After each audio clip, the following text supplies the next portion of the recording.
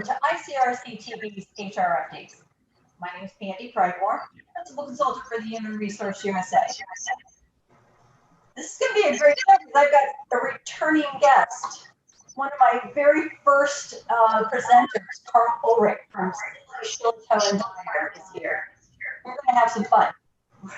He's got a whole list of details that we need to be considering as we return back into the workplace, and also answer some questions that have come up here in the past week in regards to some of the employers that we work with and some of the challenges that they're getting with individuals coming back and the fear of the virus and pandemic in the workplace. So it's good to have Carl. Later in the show, we're going to be bringing back Walt Tracy, President of At Work Personnel. He works very closely with a new presenter, Kathy Metcalf. Kathy's senior consultant for NIMS, the National Institute of Mental Skills. And together they have developed a partnership that Ohio employers are finding to be absolutely beneficial. So I really wanted to have them on the show. I wanted them to share with you, if you are an Ohio employer, just how wonderful this new program is called Tech Credit, and how you might be able to benefit from it, and just how expansive it is in regards to available funds for training employees. So stay with us, because remember, this show is actually driven by you, the viewer. Your questions, your suggestions, your recommendations are how I put these itineraries and these schedules together. The show is for each and every one of you, whether you're an employer or an employee. HR is very, very important, and we have to understand just how fast all this is changing. So keep those questions coming, keep your suggestions coming. Remember, this is a live taping right now, but you can send in your questions or comments, and Carl will be more than happy, or Walt and Kathy, they'll be more than happy to address them. So we'll look to see what we get from that. Carl, welcome back.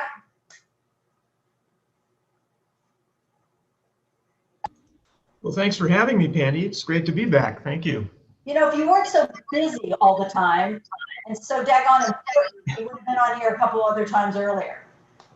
Well, thanks for that. But it's been an interesting, complicated, and somewhat unsettling time. And I think even with the pandemic winding down, hopefully we are beginning to enter a new phase of uncertainty. So it's, you know, from an employment standpoint, it isn't getting easier. It's just becoming a little different now that we're hopefully seeing the end of a little bit of light at the end of the pandemic tunnel. Absolutely. As we mentioned last year, this was not going to go away overnight. And our favorite phrase on the show is change is the only constant in the universe. So as you're working with your clients, and as your firm is addressing some of the challenges that your clients are having, you know, help us to better understand what you're seeing and what should we be taking into consideration as we try to get our workforces back to the new normal. Right. Well, it's defining what that new normal is going to look like, really. Much of what we're hearing and seeing and talking about now with clients on the pandemic front is how do we transition our people back to whatever that new normal is, right? Is it some combination of on-site office, you know, work location? Is it some combination of that and remote work? Are we going to be seeing some people stay at home working remotely going forward on an ongoing basis, some combinations, or are we bringing everybody back, you know, and then how do we do that? And how do we manage the process if we do go to some kind of combined centralized location and remote workforce on a long-term basis? What is that going to look like? And you know, how do we manage that? So those are a lot of the questions we're getting. You know, we're getting questions about, you know, concerns of, there are still some lingering concerns about safety. Not everybody has been vaccinated yet, as everyone knows. We're still working through that priority list, right? So I realized just today that I became eligible for the vaccine for the first time myself. So, you know, we've been waiting a while too. So there are a lot of things that are still pandemic related that are issues that employers are going to have to consider. So, and I know last time you talked a lot about that vaccination policy and how to address vaccination concerns. So we won't cover that again today. But again, we're hearing a lot of those kinds of questions as well. So I guess it's about transitioning. What does the new workplace normal what is that going to look like? Is it going to involve remote work the same way it did during the pandemic, or is it going to be some combination, or none at all? And that's a question that a lot of employers are asking going forward. Well, but has the EEOC changed its stance on essential work functions? Early on, we knew that the EEOC was coming forward just because we're putting everybody out there during the pandemic doesn't mean that changes the essential work function. So when it's time to come back, people should understand that they need to come back. Their job, it's essential for them to be on site to do their job. Do we see the EEOC making any changes to that? I haven't yet. I think the EEOC has been trying to be flexible enough to address these pandemic concerns going forward. But I mean, the fundamental issues are still the fundamental issues. You know, when on-site work, when physical presence in essential location is a necessary essential function of the job, you know, employers will still have the right to demand physical presence in the work site. Again, it is how you define the position and how you define those essential functions that will dictate to some degree how much flexibility, or if any flexibility, is going to be required going forward. But I don't think the EEOC has really changed its view of it. I think they've been willing to, you know, step back a little bit and understand the complications of the pandemic. But I think the fundamental legal question about accommodating someone in the workplace or for remote work really hasn't changed much. And that going forward is going to still be the issue. So the employers need to ask themselves, is this a position that requires physical presence in the workplace? You know, there are lots of examples of that. And pandemic or no pandemic, that hasn't changed. So you may have, for example, an on-site health and safety expert, somebody who's responsible for monitoring safety conditions in the workplace. And that person can't do their job from home, right? They have to be physically present in order to monitor the machinery, in order to, you know, in a manufacturing setting, certainly you have to be there physically watching to make sure all the safety guards are in place, all the stuff that you'd normally be concerned about in the workplace are being done as they should be. You can't do that from home. That's a job, perhaps, that requires most likely physical presence in the workplace. An executive assistant, on the other hand, may be somebody whose essential job functions do not necessarily include, but could include, physical presence in the work site. My particular legal assistant works a lot from home, and she and I can communicate pretty effectively remotely, but that might not always be an option for everybody given their particular office or work environment. So again, you have to really, as an employer, be attuned to physical presence as potentially an essential function. And when it isn't, then you may have to be prepared to offer the employee a little more flexibility going forward. But again, that's the fundamental question. That's always been the fundamental question about remote work, and will continue to be so going forward.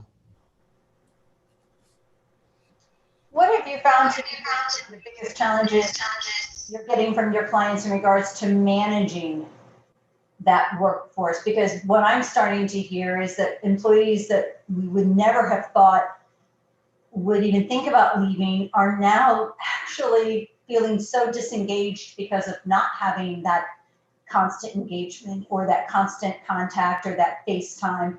And now they're actually looking at other jobs. And I got a resignation the other day from an employee, and I, you know, contacted the owner of the company, and he went, "Oh my gosh, why did we not see this?" What are you hearing, and what do you think is the, you know, ultimately communication? But what is really the root issue with this? Well, again, I think that is the big issue with remote work for a lot of employees. Not everybody is really well adapted to that kind of environment, and I think the job of a good manager is obviously communication, as you said, but when you are dealing with somebody who's a remote office worker, what we're frequently seeing, at least oftentimes in our own practice and with the clients we work with, is where the relationship breaks down, where the remote officing arrangement doesn't work well, it's usually because there are not clear expectations set for that individual in the remote work. In other words, when do I start working? When do I stop working? What are my deadlines? How, all the stuff you'd normally communicate as a matter of course when you're all together in the office. That communication, that interaction doesn't happen unless it's specifically planned, unless it's specifically scheduled. When you're in a when you're remote, you have to schedule that to happen. So it starts with communication, but clear expectations to the remote employee is critical. The other thing I think where a lot of remote employees have trouble is just the social interaction, the sense of community. And I think, this sounds a little goofy sometimes when we talk about this in the workplace, but it is especially important, I think, with the younger employees. I think that social interaction in the workplace is even more important for a lot of the younger folks who have grown up in a more social environment than perhaps you and I did, Pandy. And that social interaction, that community, that team building, that effort,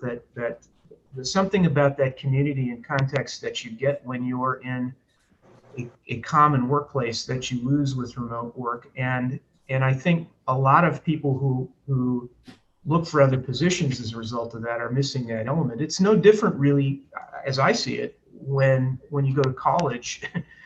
The difference between being in an in-person class, right, on the one hand, versus being attending class remotely.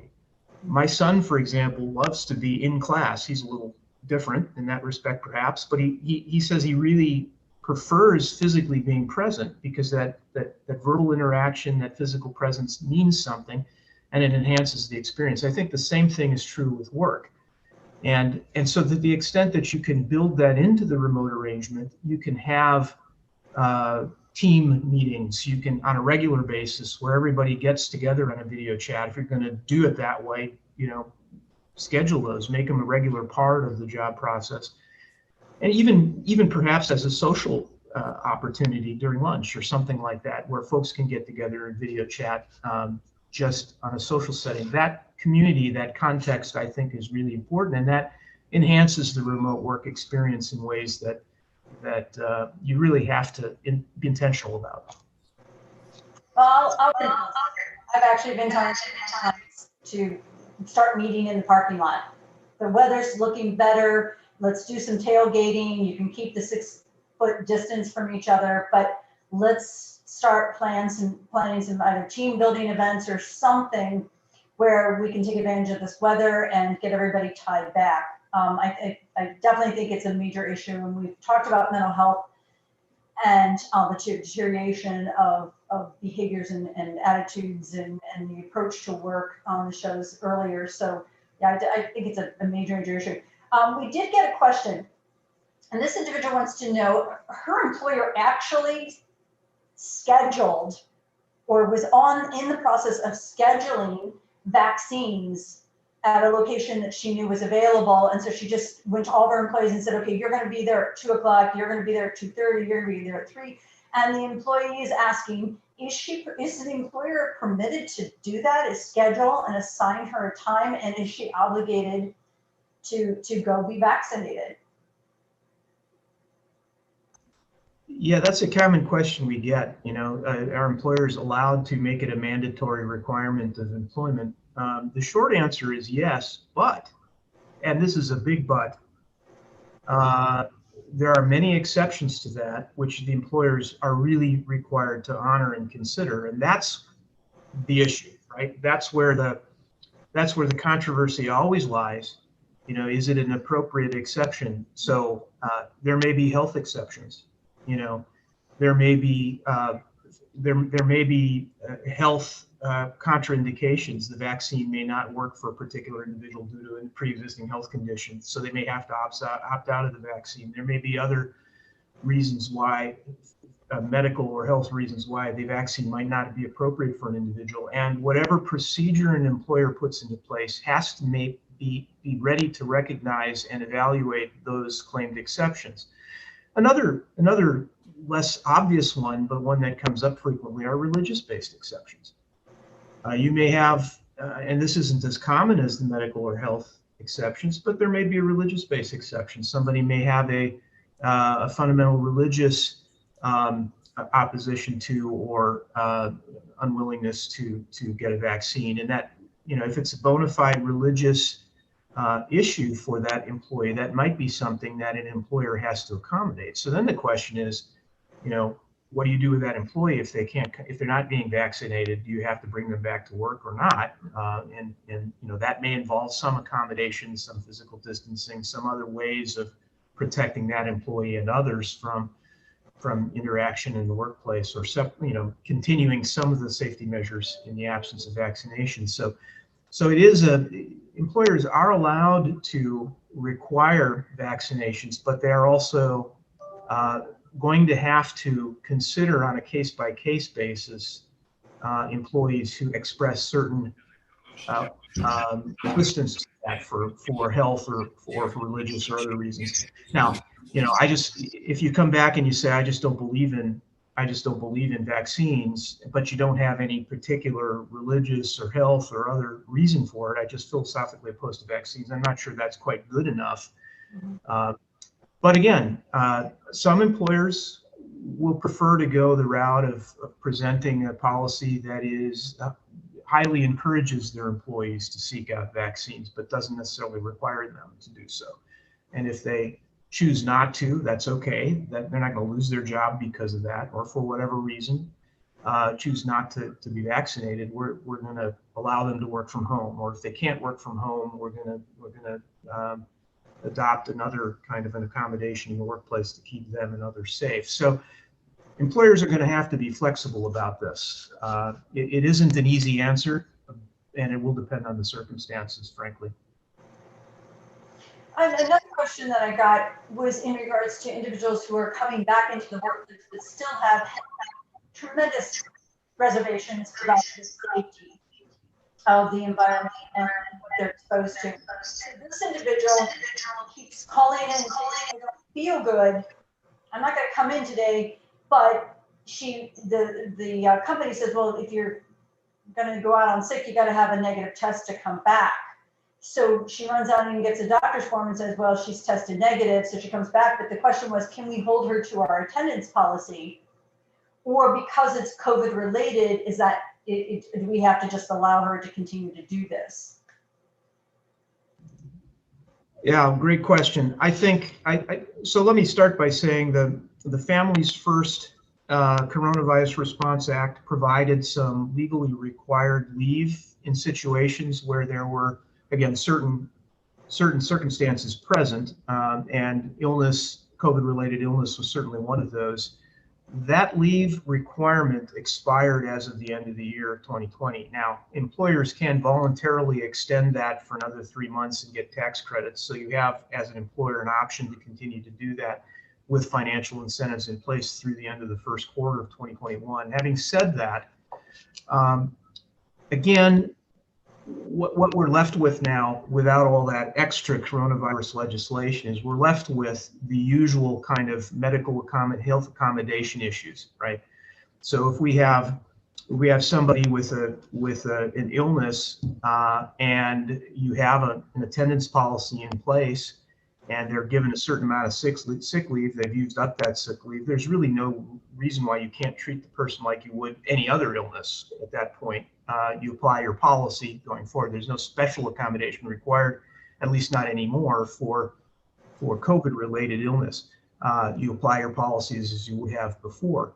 On the other hand, if somebody has a ongoing medical disability, a health disability of some kind, again, you treat it like you would any other disability. You consider the necessary legal required accommodations as you would as you would have before the coronavirus pandemic, and apply those rules. So again, we're kind of reverting back now to the legislative and the regulatory framework we had before the coronavirus. So, you know, what you would have done before would probably now be the same approach you use again. We have a couple minutes left. What is important from your perspective that employers should be considering right now on this whole topic of trying to return to the new normal? Well, again, I think the first issue is going to be, what is that new normal going to look like? Is it going to be the same as it was pre-coronavirus COVID? In other words, we bring everybody back to work, everybody comes back all at once, we're again working just exactly the same way we did before, or did we learn some things from the, you know, the adjustments we've had to make over the last year or so? And are those adjustments useful going forward? Can we think differently about how we interact with our employees and give flexibility to our employees in certain circumstances? I think one of the biggest revelations for me personally was how effective and how efficient I could be working from home. It never occurred to me that I'd actually in some ways be more efficient not having to drive back and forth from the office in the morning and in the afternoon, not having to worry about getting gas every week. You know, a lot of the assumptions we made about remote office work in particular turned out to be wrong or different, not quite as solid as perhaps we thought they might be. And so what is the new normal going to look like? And really understanding the difference between someone whose job allows you to be flexible, allows them to be flexible, and others whose position does in fact require physical presence in a central location. Those are core issues that have to be addressed. And then how do we continue to manage that difference? How do we continue to manage going forward? Those are the big questions, I think, coming down the pike here.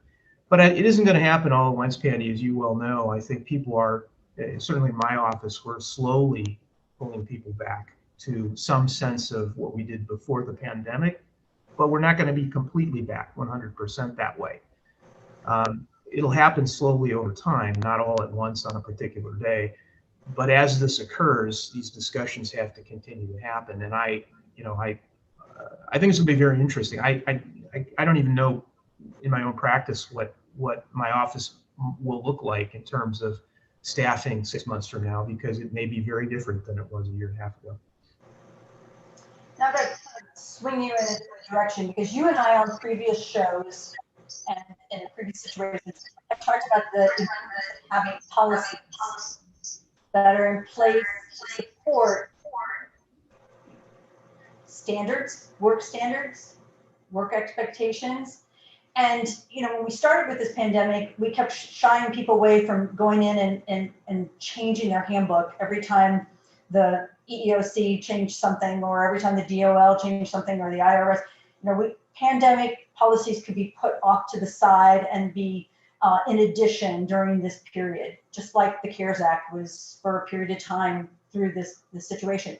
But now that we've gotten into this, and as you've mentioned, we are now realizing we have to evolve a little bit. I want to put some emphasis for employers to, if you haven't been looking at your handbook, you really need to go back to your handbook and look at what you actually have in writing.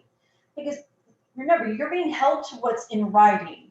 And if some of those policies need to be revised or changed, like reporting attendance issues or expectations for turning in time or work completed, you need to be looking at some of that, because as Carl said, if your new normal has moved the compass in a different direction, then you need to take your policies with you. If they're still pandemic oriented, then that's fine. Keep them off to the side. But somebody was talking to me the other day about a dress code and said, well, gosh, our dress code policy is completely blown up, because I don't care what they wear at home. They're, when they are in front of a customer, we're looking at this. I don't care what their shorts or flip-flops or anything like that. I really don't care because we don't see it. Well, I mean, that's oversimplifying it. But the truth is, again, if your handbook is not reflecting the new way of doing work that you see that your company moving in, you need to take a really serious good look at that. And if you need assistance, I want to put some emphasis on this too. If you need assistance in determining whether requiring and you want to schedule vaccines for your team is appropriate, or how to react with that employee that is resistant or has a concern about showing up for work or the vaccine, please partner. We have talked about the importance of having partners and surrounding yourself with people who know more about these topics, just to help you stay compliant and make your jobs and the liability and risk that you take in your positions, just to keep it at a minimum. So please, if you have a question, call Carl, run it by him. Give me a call and I'll let you know if we need to move to Carl and take it to that level, because that's what this is all about. We want you to take information from these shows and apply it. And if you have special situations like these two individuals that sent questions in, we'll be more than happy to approach them for you. Carl, where do you think our biggest challenges are going to be here in the next 6 months?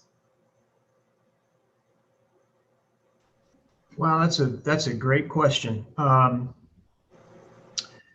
I think whenever you have major transitions like this, and this is now, there was a transition to the pandemic work environment. Now there's going to be a transition back from pandemic work environment to something else, whatever that new normal looks like. Anytime you have transitions, there's going to be, I think, a filtering process when you're working with employees who have either gotten accustomed to one thing and are now faced with change and difficulty and adjustments. Biggest challenge is going to be managing that change. If you're a manager, if you're an employee, understanding what your expectations are, enforcing those. In other words, managing through that transition. I know that sounds very vague and kind of general, but I don't know how else to express it. I think that really is, as I said, it's transition management, and that's going to be the next big thing for companies to adjust to, along with all the other questions we just talked about. Defining the new normal, figuring out who is and isn't going to be able to work from home, what adjustments and accommodations are going to be required. That managing transition is all part of that. Well, and the remote worker, we've talked about this on previous shows in regards to the remote worker. That's just that definition has changed, because now we've got remote workers from everywhere, and being able to manage somebody you've never met face to face is another whole challenge. But if we go back to what you said earlier, setting clear expectations and supporting that with consistent and frequent communication, whether it be by Spark or chat rooms or Teams or Zoom or however it is, and then when you can get face to face, be the team that you once were. I think this is a huge secret, or I don't know, maybe it definitely shouldn't be a secret. That's for sure. Thank you, Carl. Thank you very, very much. Again, you are so easy to talk to. Our pre-show meetings are so brief and so simple. Hey, you feel good about this? Okay, just take it away. So, Carl, thank you. Again, Carl is at Sibley's, Shiloh, and Dyer. You can look him up. He's got an office here in Westchester, but also in Dayton. And Carl, your email address? Yeah, my email address is KULRICH@ssdlaw.com. I have worked with Carl for years, and I can tell you, he knows his stuff. So please, if you have any concerns, please give him a call. Tell him you saw him here on the show, and I know he'll help you with anything he can. But stay with us, Carl, because the next two presenters are going to take us into the realm of talent management and the new programs that are coming in for that. Walt, you've been on the show in the past, and I just love knowing you and being able to celebrate the successes that at-work personnel have experienced. Walt now has two offices, one here in Cincinnati and in Northern Kentucky, and both of them are absolutely rocking. So it was very, very, very lucky that I was able to talk him into coming on. But he has brought with him Kathy Metcalf, Senior Consultant with the National Institute of Mental Skills, and she is an authority on a program called Tech Cred. So I'm going to just kind of let the two of you tell us and our viewers more about this program and what employers might be able to benefit from it, which is really interesting because I actually went on site after you and I started talking about this. Well, I actually went on site and started scrolling down all the different programs covered under TechRec. I'll tell you what, my attention span, there's so many of them, I couldn't even get through all of them. And I know that I gave you 3 of my clients to talk to just in what I was able to go through. I'm thrilled that the two of you are able to share this information with our viewers. Yeah, so Pandy, thanks so much for having me back. So it's always a joy to be on your program and get to talk about people and getting them to work and everything. And today we get to talk about not only, as Kathy and I like to say, it's not just enough for them to be present, but to get them productive, right? And that's what training and upskilling is all about. And that's really what my partnership with Kathy has been all about. You know, obviously we help find great people. We try to get them into good places that have pathways for them. But Kathy has been just a treasure in terms of someone who can then help the company not only provide the training and skills, but also go out and access the funding that many employers don't know about that is out there to help pay for this training. And that's really where TechCred comes in. And so again, Kathy's been a joy to get to know, and we work closely to kind of bring that package of not just the people, but the training that helps them be productive into place. So with that though, like I say, Kathy is really the expert and often talks with, in fact, the governor's office on this about how to improve the Tech Cred program. And so Kathy, you're probably the best person to actually talk about it. Well, thank you for having me today. This is my first time to be on a show like this, so I can tell you, I usually am not nervous, or I can talk. I'm originally from Kentucky. I lived here 40 some years now, and I cross that bridge a lot, but I am a little nervous today, but I can help you with any questions. And as Walt said, I work very closely with a young lady called Katie Haggerdet from the governor's office, and she heads up Tech Cred. So if I need answers from the companies that call me, or if anyone is trying to get an application, I'm always out there to help you. It's a great program. It's a very short application to apply for tech funds. But let me tell you a little bit about it first. It is to raise the technology skills of employees. So it's a technical certificate. It has to be an industry recognized credential. Sometimes employers go on there and with their specific work, they might not see the credential that they need. Well, then that's when they submit a letter to the governor's office, and then the governor will take it to the board, and they will look at it and see if it is warrant enough to be an industry recognized credential for Tech Cred. The governor's office is wanting this program to be very useful to build those skills for the employees and the employers. And yeah, I was going to say, Kathy, that's a great point, and that we found the program to be especially employer friendly. So you know, a lot of these government programs are kind of geared toward what somebody else thinks the skills are needed out there. The whole idea of this program is it reimburses employers for the training that they're providing their employees. So it's all based on employers' decisions about the skills they need. And it's advancing, in particular, these technical credentials, thus the name Tech Cred, right? But I will say tech is a pretty broad definition for this. So again, Kathy and I work a lot in the manufacturing space, and so much of machining, machine operations, all of those kinds of things are maintenance. All of those are covered within it. But also for folks who have IT folks in their organization, a bunch of IT skills are covered with it. If you have administrative folks, Microsoft Office and Excel, credentials are included in it. So it's really a pretty broad view of technical credentials. And as Kathy said, someone who finds that their particular need or credential isn't covered, there's even a mechanism for you to submit that to the office, to the governor's office, and get it approved within the program as well. How long do these programs last? Is this a year-long program? And where's the training actually performed? Is it something that the individual does online, or do they go to an actual training session? Walk me through that. Well, the credential could be something that the employer can have study groups in-house they could do.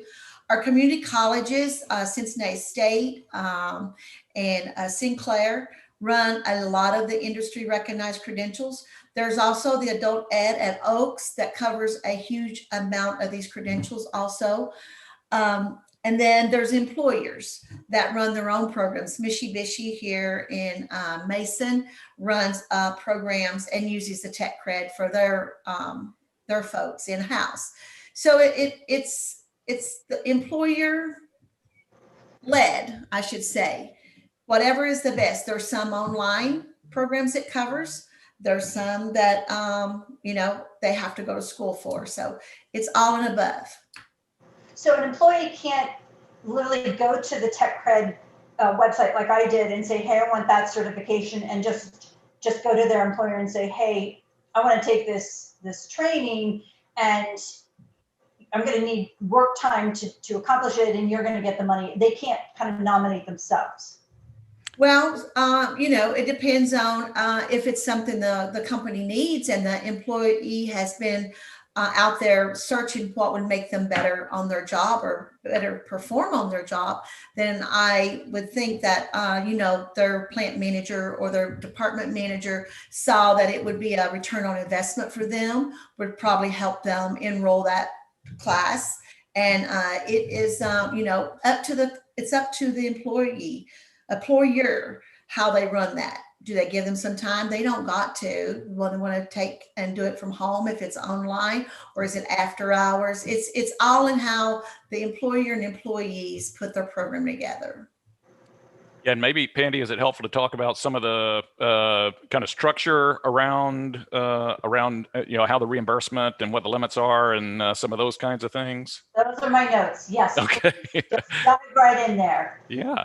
So like we said, it is employer based. And so employers actually have to register for it for their employees on a by credential basis. But the nice thing is, so it's worth up to $2,000 of, full reimbursement per credential. And what they do is the governor's office opens up windows, usually about a month at a time.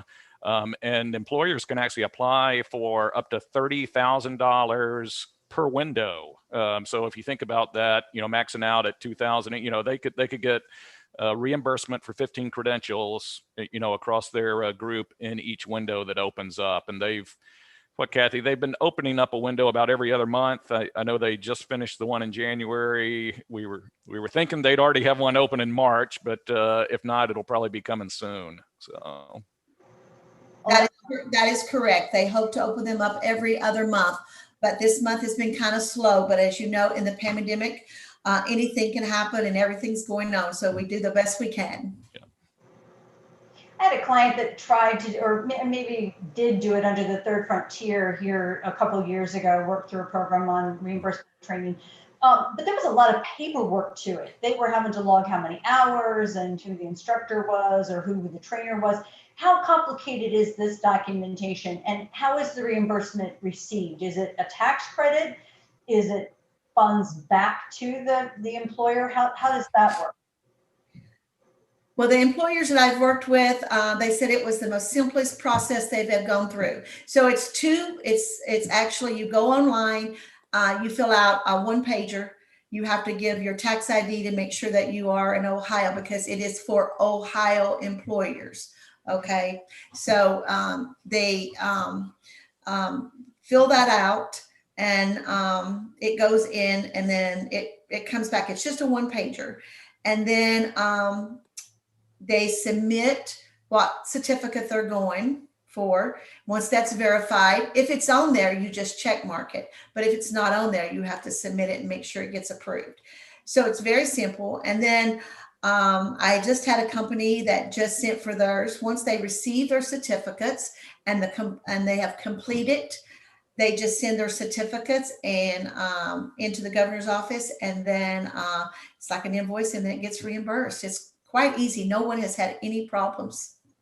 Yeah, in fact, I'll add to that, Kathy, that they simplified it during COVID, because originally they were actually requiring you to name the students when you did the original application, so which employers were taking which credential. They've actually removed that piece of it. And so said, we're going to have 2 people going for a machining certification or something like that. And that's all you have to specify, the number and the type of credential and the value of it. And that's about all you have to do in the application process now. So what proof do you have to provide back to the governor's office or to the state of Ohio to say, look, this was successful. This is how many people, actually are certified now. What's the follow-up? Well, once they get their certificate, I mean, if you don't finish a program, you won't get a certificate, or they may require you to turn in your sign-in sheet. But, once you turn that in, I mean, that follows the students and then the government. I've not followed that process with Katie, what we do, what the governor's office does after they receive the certificates and everything and check them off. So I'm doing the process on the front end, helping employers if they don't know how, go and help them get in there, help them find the program that they're looking for, because I came out of manufacturing. So a lot of them may not know what schools is running what and what programs are out there. And then I help with making sure they realize to get the certificates in. So in the back end, we've not had any, we've had 6 rounds, and there's been 200, I think it's 200, and I wrote it down here, 200 and some employers this year.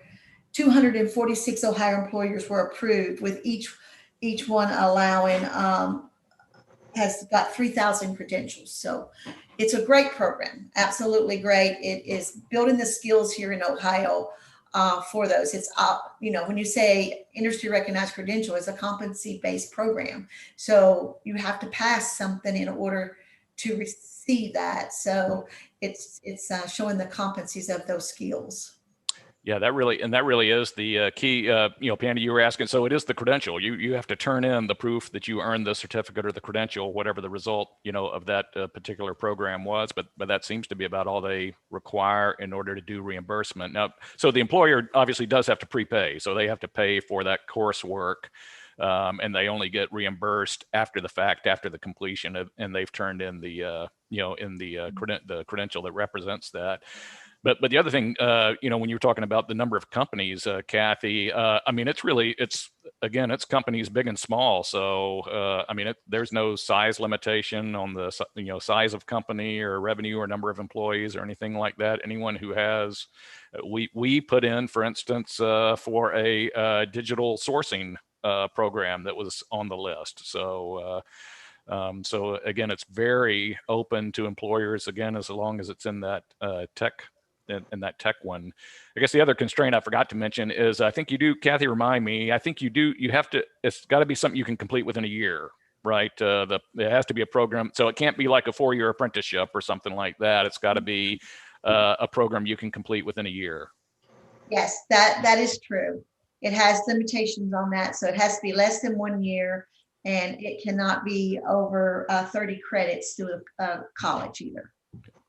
But guys, we're missing a very important part here, and I'm just waiting for one of you to say it, and so I'm just going to throw it out there. But come on, Walt, when you and I had that pre-show discussion about this whole subject, one of the first things that you were passionate about was the ability to take someone who doesn't have a particular skill or who has found themselves displaced, and now here's an opportunity for them to not have to pay for the training themselves. Yep.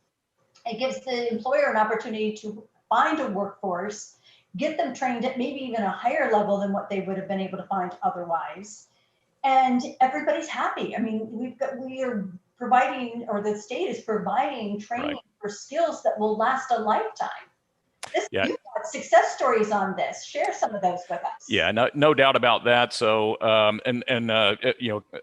Kathy, you should share so NIMS credentials are, broadly in the tech cred list. So Kathy's group is a big manufacturing credentialing organization, and so they provide a bunch of the recognized credentials that are available through tech cred. But so one of the things that we've worked on, even as a staffing agency, is to say how do I and so we've done some things on math remediation, as an example, to say a bunch of our manufacturing employers, again, they'll invest in training, but what's hard for them to invest in is getting them to ninth grade, right, math skills or something that are required, and being able to use a measuring tape and things like that. So we've been able to take a step with that, be able to present them to the employer, and then walk in with Kathy and tech cred and say, and now from here, that employee, right, can start on your production line, but also can begin to get trained in,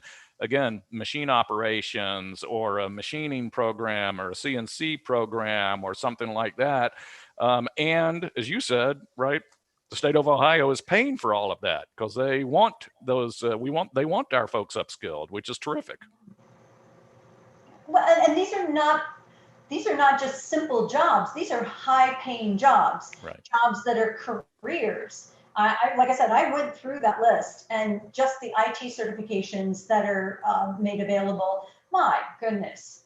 And again, for Southern Ohio, we have so many opportunities in this area that this is just a remarkable program. Again, as taxpayers, we want to know that our money is being spent in a really positive way that impacts those who need it. Yeah. And this is a program that I was just very, very impressed with. I'm just absolutely excited. Is there anything that you want to make sure that the viewers know? Kathy, how would they get a hold of you? Walt, can they get a hold of you if they want to get involved in this or learn more information? I will leave my email address and even my phone number if anyone wants to get a hold of me, and I will help them.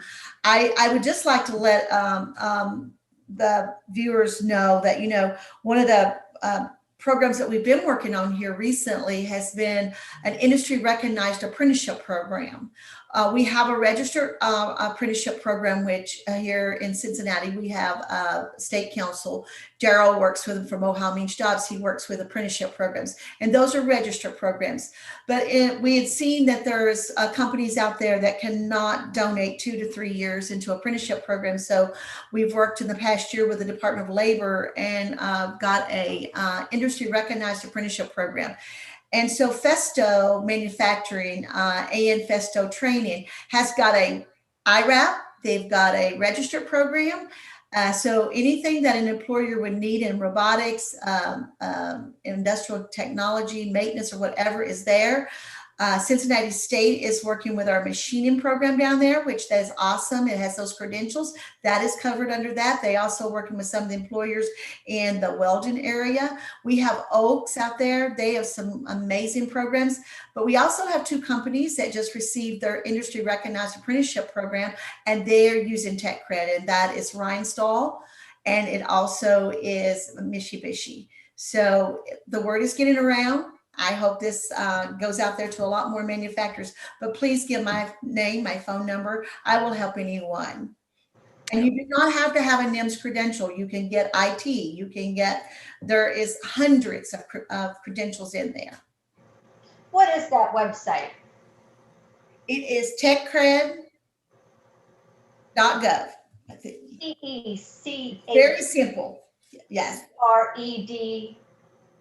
Yes. Wonderful. And if you need more clarification on that, please. TCH, capital CRED.gov. Wonderful. I just type that in. What kind of jobs do we have out there right now? As has continued through the pandemic, right? E-commerce is still booming away, so we continue to have lots of warehouse forklift, all of that kind of work. As we've been talking about here, all of the manufacturers are back, have been back up and going really since August or so. So we have lots of, again, entry production associate positions. It's been kind of interesting here just this last week, and maybe I heard y'all talking about remote work and all of that. I think prior to us coming on, folks must be beginning to think about coming back to the office, because we've actually had quite a few kind of janitorial and cleaning related calls coming in for folks who have contracts with schools, office buildings, those kinds of things. And so that's a sign that some folks are beginning to get ready for people to be back in person, like I say, on school and offices as well. So there continue to be, and that's just touching on a few things, but those continue to be very open. I think we have 60 open positions right now across all those areas. For those who say there are no jobs to be had out there. And now we've just made it very clear that if you don't feel like you necessarily fit a job, but you want to be working for a particular employer, if that skill is on TechCred, you now can go in and say, look, I can work with you. I just need a little bit more training, and I can make sure that you get paid for that training if you're, how badly do they want to work? This has been absolutely fantastic. Yeah. Thank you so much. How long has TechCred been around? They've run 6 rounds. 6 rounds across year and a half or so since they first launched it. Mm-hmm. So this is not a new program. This is tried and true. No, we have, so Pandy, just by example, one of the companies that Kathy was talking about, I mean, they've been in it from the beginning. They've been in every round.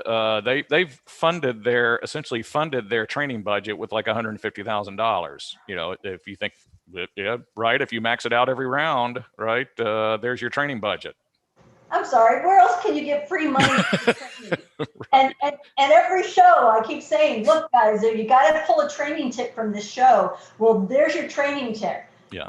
Go get the free money, and don't assume that your industry cannot benefit from this, or doesn't have something in there that you might be able to pull from it, and use it on your existing employees. Yeah. My gosh, Carl and I just got finished saying, you need to stay engaged and stay communicating with your employees. There's nothing better than an employer saying, hey, I want you to grow in your position. I want you to grow in your career, and I want to help you do that. Here's some training. Pick out what course you want to take, because I know I'm going to benefit from any of this. And let's help you grow a little bit as an individual. Yeah. And Pandy, we'd be happy to help anyone out with that as well. Like I say, we think it's a great program, and part of why we talk about it is just like y'all do, right? Busy HR people can't keep up with everything that's going on, and so one of the things we've tried to do is really keep up, especially with the training and funding that's available, out there for employers and for HR managers, and just let them be aware of it and make sure they take advantage of it. And so feel free to contact me as well on that. And that's Walt Tracy. That's W Tracy at WorkCincy, yes. W Tracy, TRACY at WorkCincy with a Y, CINCY.com. Again, if you want to have any questions, please give Kathy or Will a call. Guys, thank you very, very much for coming on the show. I wish I could provide this kind of information every single time to our viewers, because free money, again. Can't beat it. So cool. Hey, great, Pandy. Thanks so much for having us, and would love to share that with anybody. It's a great program. So. And I want to, I want to hear some of the positive results you can get on this. So please get back with me and let me know of some success stories off of it. Yeah, we'd love to come back on. For those of you who don't watch on a regular basis, that, or I'm about to show you that we go through some, like a wrap-up review of things that have been changing, things that you as business owners or HR representatives need to be cognizant of, maybe even just following. So Carl's going to jump in and help me here a little bit with some of these. Guys, we cannot ignore it, and it's really crazy because I'm not seeing a lot of emphasis or a lot of communication about this, but there have been made changes to your flexible spending accounts and cafeteria plans. Now, I'm not an ERISA specialist. I'm not sure how comfortable Carl is in talking about ERISA, but look, if you've got a cafeteria plan, or if you are exercising and utilizing a flexible spending account within your company, please make sure that your third-party administrator or your broker is talking to you about all these changes. The Employee Benefits Security Administration put together a disaster relief notice 2021-01. You're going to want somebody to walk you through this. This is changing limits, it's expanding and extending dates, it's allowing rollovers. I mean, there's just so much in this that I couldn't possibly, we'd have to do a whole half show on it, and which we might. But please get with your broker and have them walk you through these changes. This is going to have a drastic effect on how your employees utilize the funds that have been put into these two plans. And when deadlines and extensions change, you want to be on top of it. One of the other things I want to remind everybody is, hey, remember the I-9 extension for remote I-9 verification. That's running out. That expires March 31st. So if you have been hiring people remotely and not necessarily going through and making sure that you're getting the documentation and then they're coming back into the office, we've got to follow through with that, because you can no longer enjoy that extension past the 31st. Now, as with all things, we have no idea what Homeland Security is going to do. They may extend it. And if they do, we'll let you know on the next show. But just prepare for all that to expire on the 31st. The W-4 updated. So for those of you who are still using paper onboarding, or are, one of my favorite recommendations, handing out new W-4s every year, just making sure that your employees have the accurate deductions for federal taxes, make sure you're using the new updated form. Now, granted, nobody likes it. It didn't get any better from last year, and it is extremely complicated. So you're in great company if you look at this form and go, what in heaven? But I also would be amiss if I did not put a bug in your ear. One of the payroll systems had a huge glitch, and a number of employees, when they were put into the system, did not have federal taxes and withholdings withheld, and ended up, or they are now paying because the system, because of the new form, it was not inputted correctly. So please, if you are in charge of payroll, go through, make sure that the deductions match what the employee has requested, and that you have a signed document. If they're going online and doing it on the online payroll platforms, that's great, because again, you have record that they are the ones who made the changes, but you need to make sure that that information is updated and correct. I wish I could tell you that there is something positive happening from the Department of Labor on wage and hour, but the independent contractor rule has been again frozen and extended for evaluation through till May 7th. Now, I tell you this because when the Department of Labor, the new Department of Labor under the Biden administration, point blank says that their intent is to broadly cover workers as employees. Guys, this is a huge alarm for you if you're using 1099s. You have to make sure that classifications are correct and that that 1099 is actually a 1099 as defined by, again, both the Department of Labor and the IRS. So I'm still bumping into people who are using individuals as 1099s, and yet that individual is not working for anyone else. They're getting a schedule, they're working off of timesheets. They are literally quacking and waddling like a duck. They are a duck. So I know things are up in the air, but please really go back through and self-audit yourself. If you have any questions, call Carl. He will walk you through a fair labor standard audit. I will walk you through as much as I can. You don't want to get caught behind the 8 ball. The Biden administration totally canceled the payroll audit independent determination program, which was the paid program, which allowed employers to self-report violations to the Fair Labor Standard Act. Okay, Biden came in and said, yeah, we don't think that's making employers accountable enough. So we're going to take that ability away from you, which means you can't self-fix it and then report to wage and hour. Trump liked the idea, Biden doesn't. So now it's gone back to, if you have a problem and you are reported to wage and hour for a possible violation of the Fair Labor Standard Act, they're going to go back 3 years on you guys. And I know that sounds terrible, but Carl has helped me with a claim like this and an audit. You don't want to go through that. So if you have any concerns, if you have not been audited on the Fair Labor Standard Act, please consider that one as a priority over the next couple months. I also have to say that the show is at its end, and I even have more. Thank you so much for showing up today. We're very glad that you came. Obviously, we have so much to tell you, and we love what we do. My name is Pandy Pridemore with the Human Resource USA. I hope you'll come back one more time. Thank you for ICRC-TV's ability to have this show. Take care, and we'll see you next month.